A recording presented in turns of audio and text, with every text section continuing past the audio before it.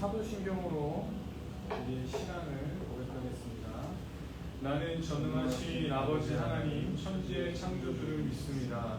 나는 그의 유일하신 아들 우리 주 예수 그리스도를 믿습니다. 그는 성령으로 잉태되어 동정녀 마리아에게서 나시고 본디오 빌라도에게 고난을 받아 십자가에 못 박혀 죽으시고 장사된 지 사흘 만에 죽은 자 가운데서 다시 살아나셨으며 하늘에 오르시어 전능하신 아버지 하나님 우편에 앉아 계시다가 거기로부터 살아있는 자와 죽은 자를 심판하러 오십니다. 나는 성령을 믿으며 거룩한 공교회와 성도의 교제와 죄를 용서받는 것과 몸의 부활과 영생을 믿습니다. 아멘. 찬송가 407장 찬양하겠습니다. 찬송가 407장입니다.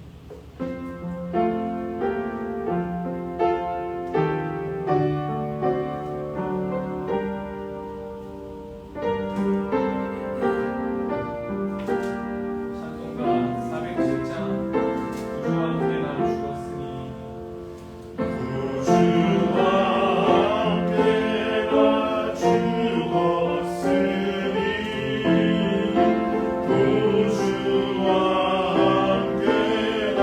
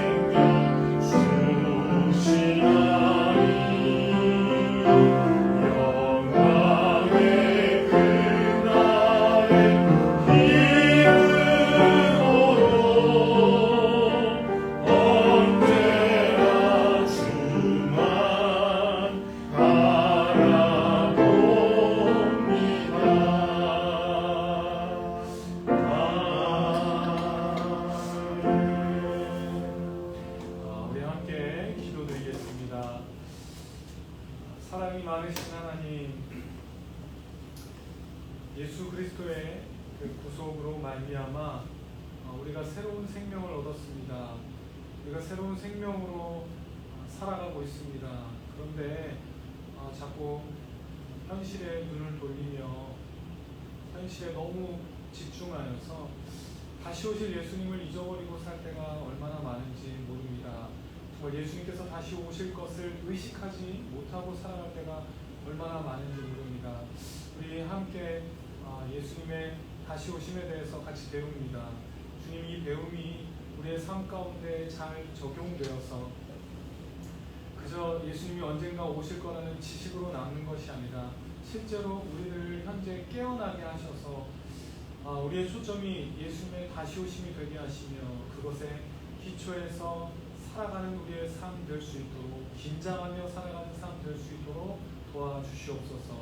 그렇게 살아갈 때 정말 예수님께서 우리에게 허락하시는 그 은혜들을 풍성하게 누릴 줄 믿습니다. 우리의 눈을 열어주셔서 정말 다시 오실 예수님을 기다리며 살아가고 거기에 맞게 거룩하고 순결한 삶을 살아갈 수 있도록 준비하고 깨어있는 삶을 살 수 있도록 주님 도와주시옵소서.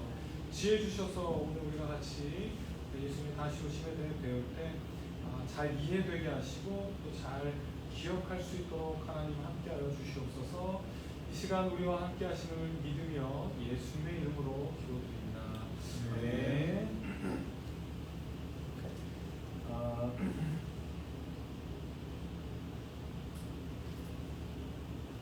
네. 오늘은 재림에 대해서 같이 배우려고 합니다. 재림은 예수님께서 다시 오심이죠. 인류의 역사에서 가장 중요한 사건은 콜럼버스가 신대륙을 발견한 거다 이런 얘기도 하고 또 인류가 처음으로 달을 밟은 거고 이렇게 얘기도 하지만 사실 인류의 역사에서 가장 중요한 것은 바로 예수님의 오심입니다. 예수님께서 처음 오심으로 이 땅에 오심으로 이제 종말이 시작되었고 또 예수님께서 이제 다시 오심으로 그 종말이 완성될 것입니다. 그만큼 예수님께서 오심은 너무 중요한 사건입니다.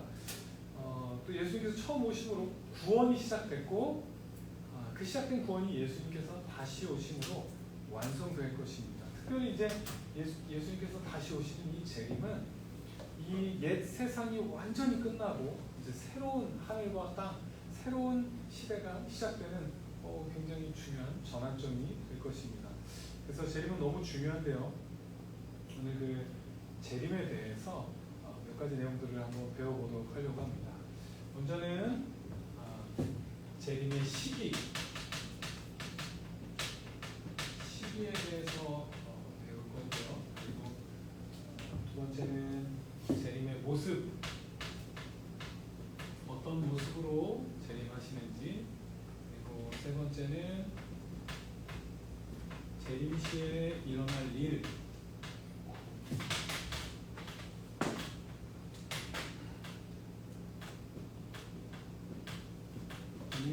그다음에 재림을 기다리는 자세.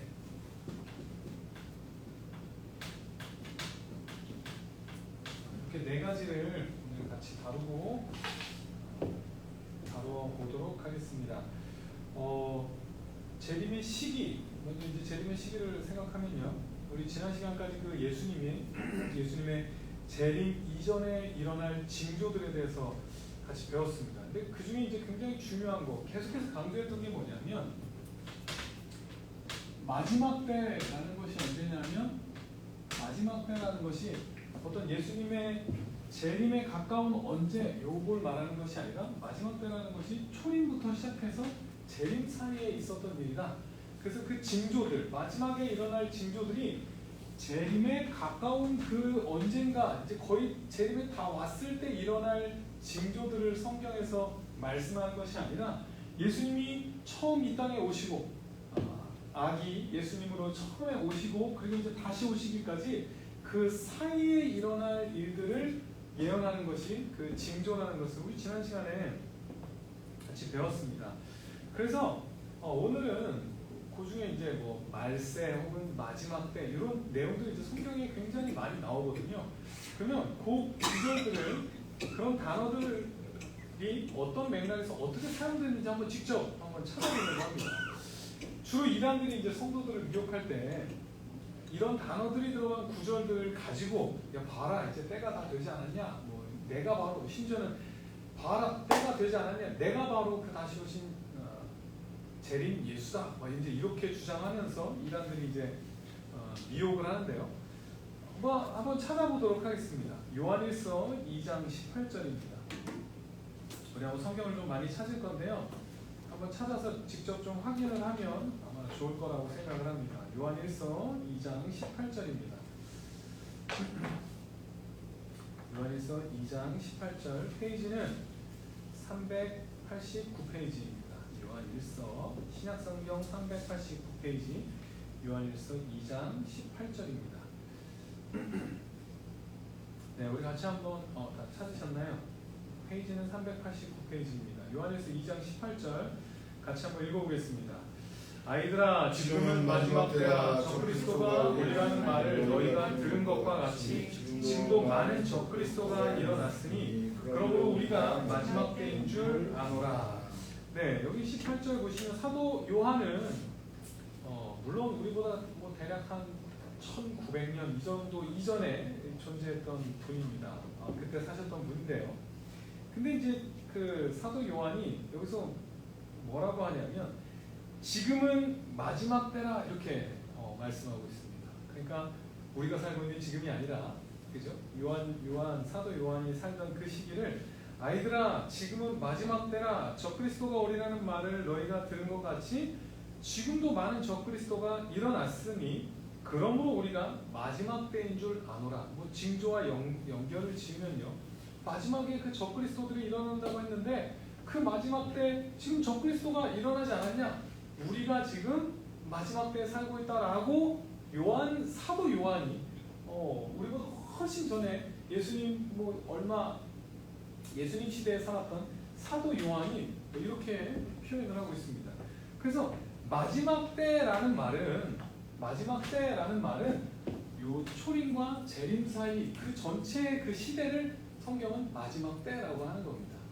이렇게 생각하시면 안 됩니다. 마지막 때 그러니까 재림과 가까운 언제 예수님 다시 오시기 직전 뭐 이런 게 아니라 사도 요한은 한 여기 정도 사셨을 텐데 거기를 지금 마지막 때라고 그렇게 부르고 있습니다. 하나 더 찾아보면요 사도행전 2장 17절입니다. 사도행전 2장 17절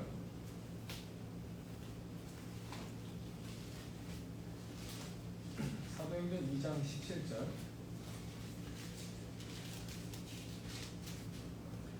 페이지는 신약성경 188페이지입니다. 사도행전 2장 17절 같이 한번 읽어보겠습니다. 사도행전 2장 17절입니다. 하나님이 말씀하시기를 말씀에 내가 내 영을 모든 육체에 부어주리니 너희의 자녀들은 예언할 것이요 너희의 젊은이들은 환상을 보고 너희의 늙은이들은 꿈을 꾸리라. 예, 여기서 중요한 말은 17절에 하나님이 말씀하시기를 말세에 내가 이렇게 말세라고 이것도 이제 뭐 마지막 때랑 거의 같은 표현입니다. 말세라고 이렇게 표현을 하고 있습니다. 이 본문의 맥락은 오순절 성령께서 임하셨을 때 그 놀라운 사건을 보고 이제 구경하던 사람들이 이렇게 말을 합니다. 이 사람들이 새 술에 취한 거 아니냐? 술 취해서 저러고 있는 거 아니냐? 그러자 베드로가 일어나서 이제 설교를 합니다. 그 설교 내용인데 베드로는 요엘서 2장 28절 이하의 내용들을 그 예언을 그대로 가지고 와서 설교를 합니다. 요엘서의 내용이 그거거든요. 요엘서 2장 28절의 내용이 그 마지막 때 그 여호와의 날이 오는 그때 여호와의 영을 모든 사람에게 부어줄 거다라는 그런 예언입니다. 여호와의 날이 올 때 그 여호와의 영을 다 부어줄 거다라는 그런 예언을 그대로 가지고 와서 이제 지금 베드로가 뭐라고 하냐? 요엘서에서 이렇게 예언했는데 그 일이 지금 일어난 바로 이 일이다라고 그렇게 설교하고 있는 겁니다. 요엘서에 예언했던 여호와의 영을 부어주겠다는 그 사건이 지금 일어난 그 사건이다. 그렇다면 바꿔 말하면 지금이 그럼 어떤 때가 되는 겁니까? 요엘서에서 예언했던 그 마지막 때, 그때가 바로 지금 사도 베드로가 설교하고 있는 이 때가 바로 그 마지막 때가 되는 겁니다. 그래서 사도 베드로가 이렇게 그 설교를 시작하는 겁니다. 하나님이 말씀하시기를 말세라고, 말세 이렇게 부어주시기로 한 그 영이 지금 부어졌고, 그래서 지금이 바로 말세다라고 사도 베드로는 이제 그 생각을 가지고 설교를 하고 있는 겁니다. 이것도 마찬가지죠. 사도 베드로 역시 이 시대에 살던 초림, 예수님 오신 얼마, 예수님의 제자니까요, 그렇죠? 같은 시대에 살았던 인물인데 그 시대를 성령을 부어주심으로 그 시대를 뭐라고 하냐면 말세라고 부르고 있는 겁니다. 마지막 때, 마지막 시대, 그 마지막 시대가 바로 초림부터 예수님 오시고 성령을 부어주심으로 시작돼서 이제 예수님 다시 오시는 그 시기까지를 말세라고 부르고 있는 것입니다. 다른 것들은 그냥 제가 한번 읽어드리겠습니다. 고린도전서 10장 11절인데요.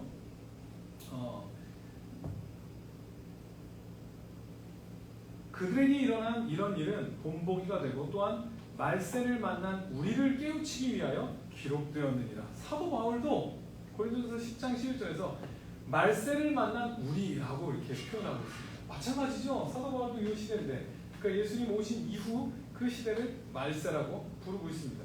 디모데후서 3장 1절에서 5절을 보면 1절에서는 너는 이것을 알라. 말세에 고통하는 때가 이르러 사람들이 자기를 사랑하며 돈을 사랑하며 자랑하며 교만하며 이런 일들이 있는데, 근데 5절에서 보면 경건의 모양은 있으나 경건의 능력은 부인하니 이 같은 자들에게서 네가 돌아서라 라고 이렇게 말씀합니다. 그게 무슨 얘기냐면 말세에 고통하는 때가 이르러서 이러한 일들이 일어났는데 너는 거기서 돌아서라. 그럼 지금이 무슨 때라는 겁니까? 역시나 말세라고 하는 것입니다. 베드로전서 1장 20절에서도 똑같이 그는 창세전부터 미리 알린 바 되심이나 이 말세에 너희를 위하여 나타나신 바 되었으니, 심지어는 히브리서 9장 26절은요. 그리하면 그가 세상을 창조한 때부터 자주 고난을 받았어야 할 것이오되 이제 자기를 단번에 제물로 드려 죄를 없이 하시려고 세상 끝에 나타나셨느니라. 예수님이 오신 것을 그렇게 표현합니다. 세상 끝에 나타나셨다. 그러니까 지금 계속 이 시기를 제자들과 그 당시에 모든 사람들은, 성경은 이 시기를 말세, 마지막 때, 심지어 세상의 끝이라고까지 이렇게 이런 내용들로 이 시기를 표현하고 있는 겁니다. 그래서 우리는 지금 말세에 살고 있는 겁니다. 정말로 재림이 가까운 언젠가여서 말세가 아니라 예수님이 다시 오시고 예수님이 처음 오시고 다시 오시기 전 그 시대를 우리가 살고 있기 때문에 제자들과 똑같은 의미에서 우리는 말세를, 마지막 때를 살아가는 겁니다. 세상의 끝이라는 말은, 근데 마태복음이나 이제 그런 데서 보면, 마태복음 같은 데서 보면 진짜로 이제 세상의 마지막 끝이, 그제서야 끝이 올 거다라는 식으로 이제 물론 그렇게 표현을 합니다. 무슨 얘기냐면 성경에서 이런 단어들을 만날 때 이게 꼭 재림과 또는 재림 근처에 일어날 일이다라고 그렇게 여기시면 안 된다는 겁니다. 분명히 문맥을 잘 보셔야 되고요. 성경에서는 기본적으로 말세라는 게 초림과 재림 사이에 그 시기를 지칭하고 있다는 것을 염두에 두고 성경을 읽으셔야 그 이단들이 하는 말에 이렇게 혹해서 넘어가지 않게 됩니다. 괜히 분위기를 이상하게 만들어서 지금 진짜 말세지, 지금 다 끝나가지, 이런 말에 흔들리지 않을 수 있습니다. 우리는 이미 거의 2000년 가까이 지금 말세를 살아가고 있는 겁니다. 그리고 그 징조들은, 물론 징조들이 이제 지난 시간에 배웠듯이 점점 이렇게 그 징조들이 더 점점 증폭하긴 하지만 분명히 초림부터 재림 사이에 그런 마지막 때의 증거들이 계속해서 나타나고 있었고요. 또 앞으로도 계속해서 나타나게 될 것입니다. 그래서 이제 일단은 그것을 분명히 아셔야 합니다. 말세, 마지막 때 이런 말이 꼭 재림 근처에 있는 어떤 그 시점을 의미하는 것이 아니라는 것. 그러면 재림의 시기에 대해서 그러면 성경은 뭐라고 가르쳐주고 있느냐? 우리 잘 알지만 한번 찾아보겠습니다. 마태복음 24장 36절입니다. 마태복음 24장 36절입니다. 우리 뭐 잘 아는 말씀입니다. 24장 36절입니다. 36절 페이지는 신약성경 42페이지입니다. 같이 읽겠습니다. 그러나 그날과 그때는 아무도 모르나니 하늘의 천사들도 아들도 모르고 오직 아버지만 아시느니라. 예수님께서 그날과 그때는 모른다. 오직 성부 하나님만 아신다라고 그렇게 말씀하십니다. 그런데 이 말은 시기에 대해서 이제 이렇게 말씀하시는 이유는 그 시기를 모른다는 것에 초점이 있는 것은 아닙니다. 뭐 알 수 있다는 말은 아닙니다. 그러나 모른다는 것이 초점이 아니라 거기에 강조점이 있는 것이 아니라 사실은 뭐 이제 여기 그런 말은 없지만 이런 게 이제 전제가 깔려 있는 겁니다. 그 날이 언제냐가 중요한 게 아니고 그래서 그 날과 그때를 예측하려고 하지 마라. 뭐 저는 이제 그런 부분 그렇게 조금 더 덧붙이고 싶습니다. 예측하지 말라는 겁니다. 왜냐하면 강조점이 뭐냐면 그 밑에 이제 더 내려오셔서 42절을 보시면 강조점은 이겁니다. 그날을 모르는데 이제 그 계속 설명이 나와요. 노아의 때와 같이 인자의 마음도 그러하니라 이렇게 하면서 42절 결론이 나오는데 한번 읽어보겠습니다. 시작. 그러므로 깨어 있으라. 어느 날에 너희 주가 임하는지 너희가 알지 못함이니라. 또 44절. 이러므로 너희도 준비하고 있으라. 생각하지 않을 때 인자가 오리라. 여기서의 핵심은 모른다는 것에 있는 게 아닙니다. 그 날짜와 그 시기가 진짜 뭐 이렇게 숨겨져 있다 여기가 초점이 아니라 그거 중요한 건 뭐냐면 모르니까 어떻게 하라는 겁니까? 모르는 걸로 아마 궁금해하고 어떻게든 예측하고 뭐 이러려고 하는 것이 아니라 그걸 모르기 때문에 우리는 어떤 자세를 가져야 되냐? 깨어 있으라. 준비하라가 이 본문의 중요한 강조점입니다. 우리 뭐 징조에 대해서도 얘기할 때도요. 그 징조 자체가 뭐 어떤 시기를 예측하기 위해서 징조를 주시는 게 아니었습니다. 우리는 그 시기가 언제인가에 관심을 가지면 안 됩니다. 그 시기에 관심을 갖는 것이 아니라 그 날짜를 어떤 예측하는데 우리 그게 막 궁금하죠. 언제가 될까 이제 그런 시한부 종말론들도 많았고요. 그러나 사실 그 징조가 있었던 이유는 그거라고 했습니다. 지금 구속 역사가 제대로 진행되고 있다. 하나님의 역사가 계속 제대로 진행되고 있다. 이렇게 핍박을 받는 걸 보니까 뭐가 잘못된 게 아니라 정말로 우리 이 구속 역사가 재림을 향해 달려가고 있구나. 이걸 확인하는 방법.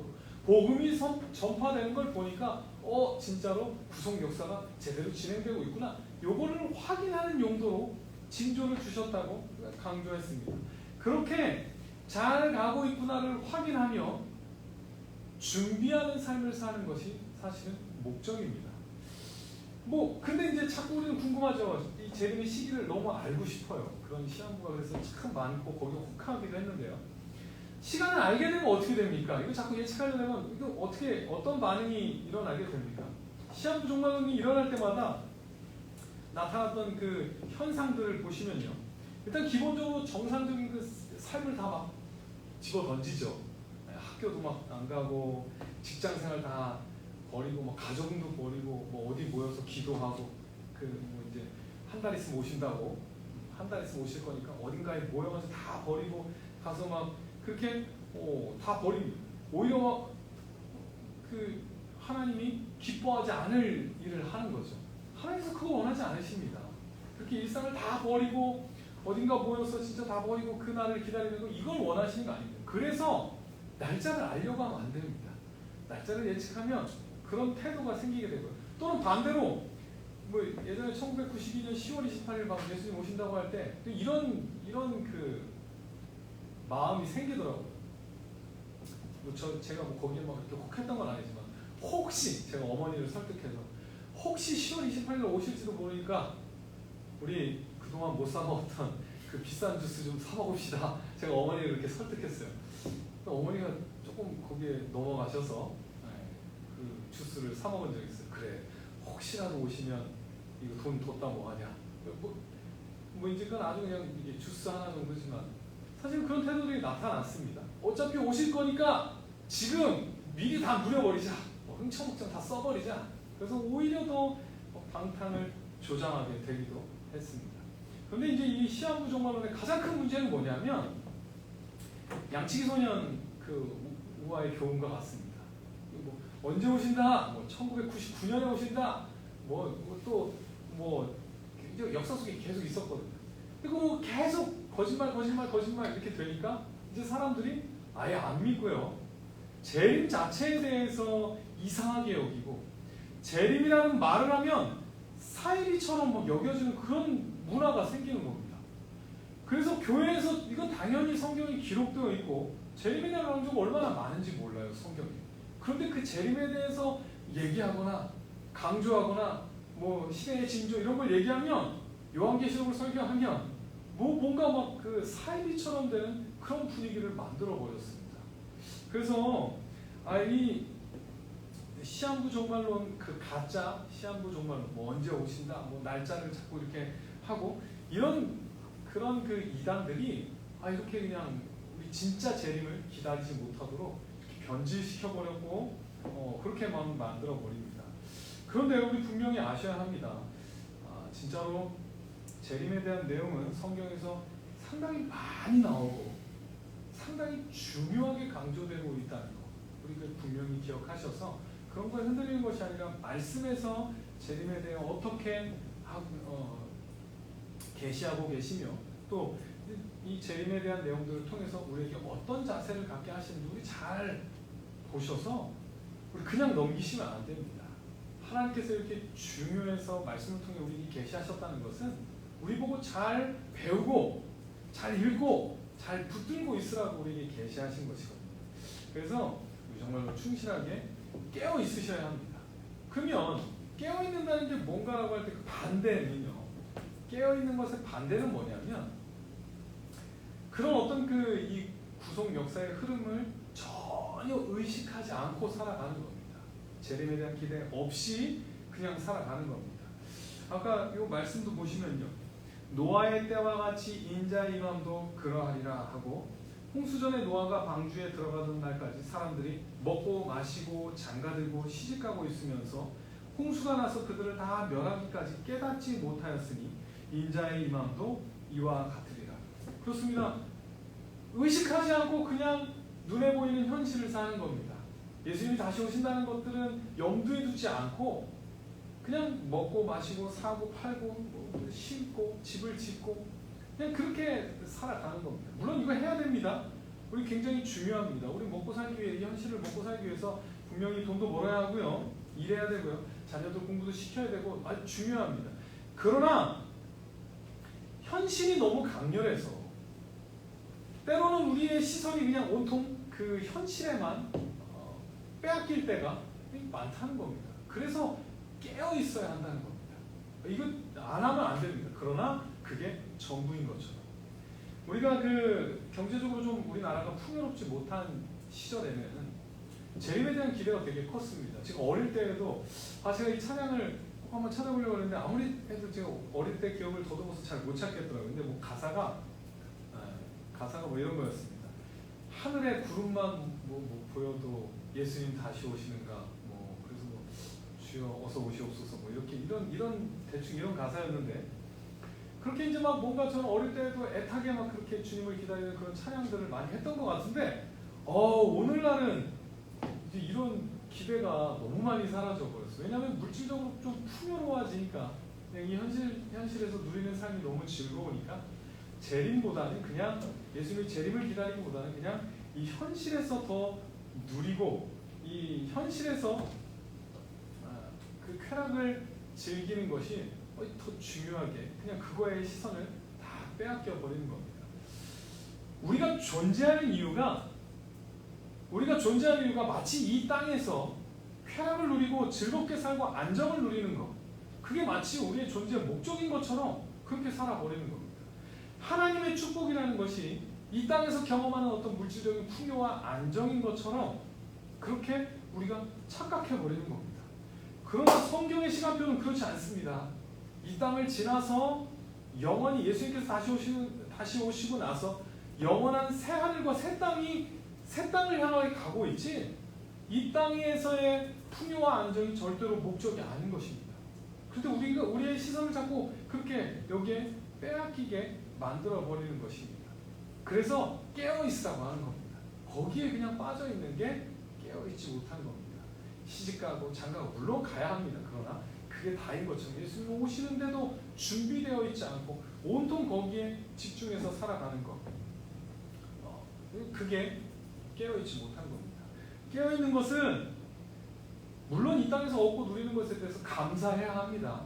진짜로 감사해야 합니다. 그러나 이게 전부가 아니라는 거 분명히 아셔야 되고요. 이번 주 주일날 그 설교 들었던 것처럼 왜 나에게 이런 것들을 주셨는가 생각하셔서 오히려 그것을 사용하고 또 잘 나누고 그렇게 살 수 있어야 됩니다.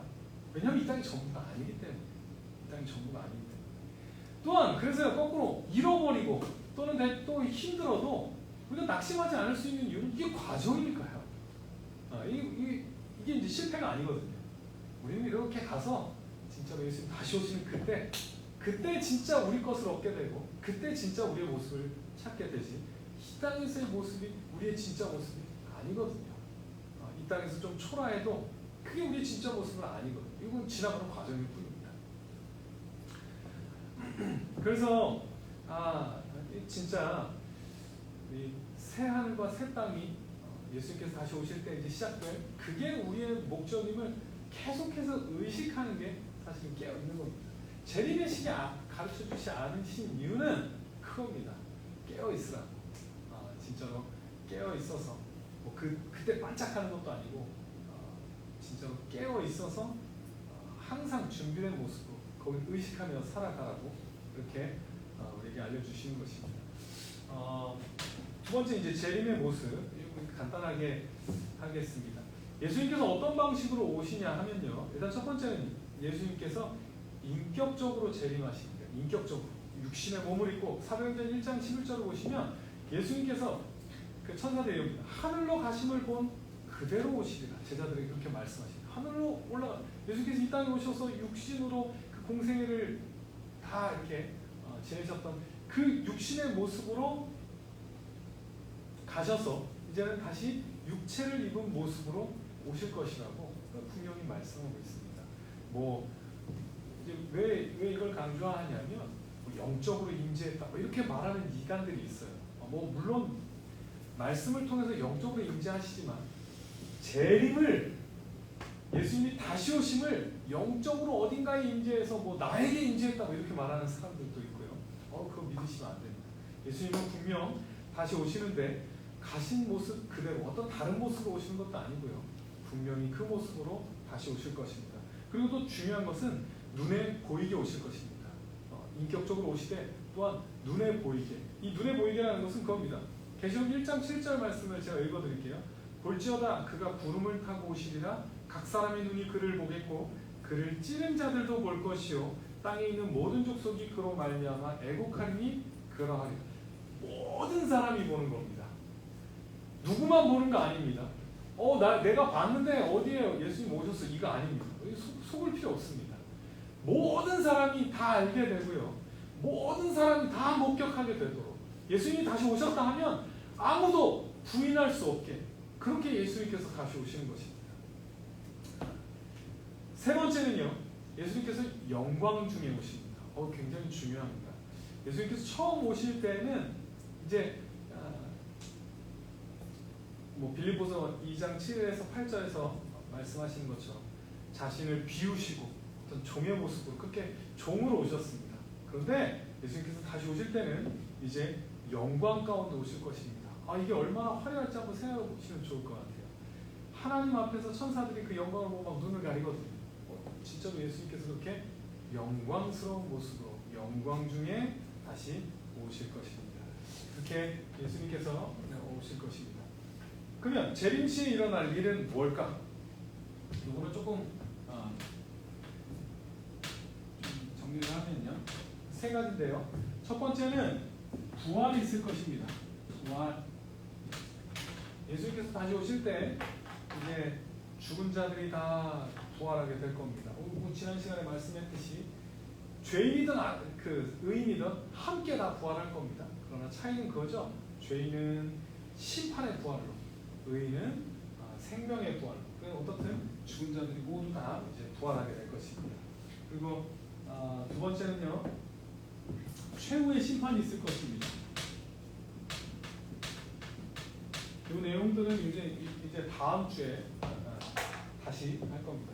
최후의 심판, 이제 예수님께서 그 모든 인류를 그 최후의 심판대 앞에 세우실 것입니다. 우리도 분명히 심판대 앞에 서게 됩니다. 그런데 그 악한 사람들은 이제 자기의 행한 대로, 자신의 행한 행위에 따라 심판을 받게 될 건데요. 우리도 그 심판대 앞에 서지만 우리가 두려워하지 않을 수 있는 이유는 무엇입니까? 우리 지금까지 배운 이유가 그겁니다. 심판대 앞에 섰을 때 우리 어떤 판결을 받을지 우리는 다 알고 있습니다. 예수님께서 우리를 위한 형벌을 이미 다 받으셨고요. 그죠? 더 이상 우리는 벌을 받을 만한 내용이 남아있지 않습니다. 예수님께서 다 형벌을 다 대신 담당하셨고요. 또 우리를 대신해서 의를 다 행하셨기 때문에 우리 심판대 앞에 서서 최종 결론은 우리 이미 알고 있습니다. 우리는 의인으로 여겨져서 이제 영원한 생명으로 새하늘과 새 땅에 들어가게 될 것입니다. 이게 이제 최후의 심판이 있습니다. 세 번째는 새하늘과 새 땅입니다.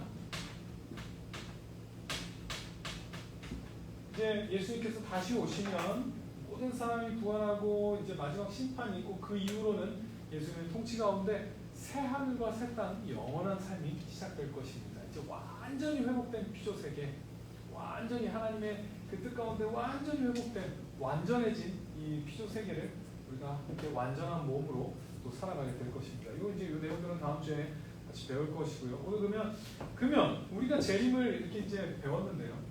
재림을 기다리는 자세에 대해서 하고 마치도록 하겠습니다. 우리가 재림을 기다린다면 먼저는요, 첫 번째 재림을 위해 기도해야 합니다. 저는 이게 다니엘 생각이 나더라고요. 다니엘이 70년 포로 생활이 끝날 거라는 예레미야서 말씀을 보고 그럼 이제 끝나겠구나 하고 끝나는 것이 아니라 그걸 보고 오히려 기도하거든요. 그날이 오게 해달라고. 그날을 위해서 기도합니다. 우리 마찬가지입니다. 재림을 기다리는 사람이라면 재림을 위해 기도해야 합니다. 다시 오시기를 분명히 기도해야 합니다.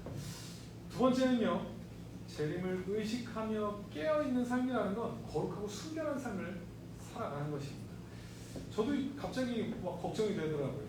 우리가 나중에 심판대 앞에 설 때 우리가 행한 모든 일들이 다 드러나게 될 텐데, 물론 우리 예수님 때문에 벌은 받지 않지만 우리가 지금까지 그 행한 우리의 모든 것들이 다 드러나게 될 텐데, 저는 생각하면서 너무 부끄럽고, 저는 준비하면서 앞으로 더 잘 살아야겠구나 그런 생각을 하게 됐는데, 맞습니다.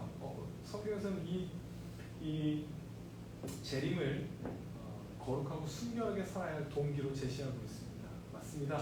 우리 진짜로 긴장하셔서 잘 거룩하고 순결하게 사셔야 합니다. 세 번째는 전도에 힘쓰셔야 합니다. 이 말세가 시작된 지 거의 2000년이 다 되었는데 왜 안 오시는가? 왜 이렇게 더디 오시는가? 이런 생각이 들 수 있는데요. 사도 베드로가 이미 그런 말씀을 하셨습니다. 베드로후서 3장 9절에 보시면 주의 약속은 어떤 이들이 더디다고 생각하는 것 같이 더딘 것이 아니라 오직 주께서는 너희를 대하여 오래 참으사 아무도 멸망하지 아니하고 다 회개하기에 이르기를 원하십니다. 이 시기가 이렇게 멀어지는 이유는 겁니다. 전도하라고, 더 많은 사람들을 구원하라고. 우리 진짜 재림을 분명히 재림에 딸린 부활과 심판과 그 영원한 벌과 영원한 삶에 대해서 우리가 믿고 있다면 더 절실한 마음으로 전도하셔야 합니다. 하나님께서 기회를 주실 때, 지금 정말 모으는 시기거든요. 이 기회를 주실 때 우리 최선을 다해서 그들을 어떻게 지옥 가게 내버려 둘 수가 있겠습니까? 영원한 형벌로 달려가는 사람들을 어떻게 그냥 내버려 둘 수 있습니까? 최선 다해 전도해서 재림을 믿는 자들은 최선을 다해 전도해서 그 생명을 구원하기를 기대하셔야 합니다. 마무리를 하면서요, 어떤 책에서 신앙의 건강을 체크해 보는 그런 항목 중에 이런 내용들이 있었습니다. 한번 체크해 보시기 바랍니다. 여러분은 재림을 얼마나 고대하고 있습니까? 한번 체크해 보십시오. 이 신앙이 건강하지 안 건강한지. 여러분은 재림을 의식하는 삶을 살고 있습니까? 체크해 보십시오. 재림 때문에 어떤 행동을 더하고 또는 덜 하고 있습니까? 이런 내용들을 진짜로 의식하고 살아가는 게 깨어있는 삶입니다. 이 중요한 내용들을 우리가 뭐 별로 고대하지도 않고 뭐 재림을 의식하지도 않고 산다면 우리 신앙 건강하다고 할 수 없다는 겁니다. 데살로니가 전서 5장 1에서 6절 요거만 같이 읽고 마치겠습니다. 데살로니가 전서 5장 1절에서 6절입니다. 데살로니가 전서 5장 1절에서 페이지는 신약성경 332페이지입니다. 신약성경 332페이지 데살로니가 전서 5장 1절에서 6절 그리고 내용을 생각하시면서 같이 읽고 마치겠습니다. 같이 읽겠습니다. 형제들아 때와 시기에 관하여는 너희에게 쓸 것이 없음은 주의 날이 밤에 도둑같이 이를 줄을 너희 자신이 자세히 알기 때문이야. 그들이 평안하다 안전하다 할 그때 임신한 여자에게 사살의 고통이 이름과 같이 멸망이 갑자기 그들에게 이르리니 결코 피하지 못하리라. 형제들아 너희는 어둠에 있지 아니하매 그날이 도둑같이 너희에게 임하지 못하리니 너희는 다 빛의 아들이요 낮의 아들이라. 우리가 밤이나 어둠에 속하지 아니하나니 그러므로 우리는 다른 이들과 같이 자지 말고 오직 깨어 정신을 차릴지라. 아멘. 그렇습니다. 깨어있는 자들에게는 도둑같이 임하지 않는다고 그렇게 말씀하십니다. 우리 항상 깨어있어서 진짜로 우리가 빛의 자녀임을 기억하셔서 항상 깨어서 거룩하고 순결한 삶을 사시는 성도님들과 같이 되었으면 좋겠습니다. 기도하겠습니다. 하나님 감사합니다. 우리가 재림에 대해서 같이 배우지만 우리가 마음 깊이 재림을 기다리고 있지 않고 고대하고 있지 않다면 얼마나 슬픈 일입니까? 하나님 도와주십시오. 우리가 배운 것처럼 정말로 주님 다시 오심을 기대하게 하시고 더 묵상하게 하시고 정말 재림을 위해 더 기도할 수 있는 우리가 될 수 있게 주여 도와주시옵소서. 언제나 깨어 있어서 정말 재림을 기다리는 자답게 살게 하시고 또 열심히 전도하는 우리가 될 수 있도록 하나님 축복하여 주시옵소서. 함께 하심을 믿으며 예수님의 이름으로 기도드립니다. 아멘. 주님께서 가르쳐 주신 기도로 수요문제 마치겠습니다. 하늘에 계신 우리 아버지, 아버지의 이름을 거룩하게 하시며 아버지의 나라가 오게 하시며 아버지의 뜻이 하늘에서와 같이 땅에서도 이루어지게 하소서. 오늘 우리에게 일용할 양식을 주시고 우리가 우리에게 잘못한 사람을 용서하여 준 것 같이 우리 죄를 용서하여 주시고 우리를 시험에 빠지지 않게 하시고 악에서 구하소서. 나라와 권능과 영광이 영원히 아버지의 것입니다. 아멘.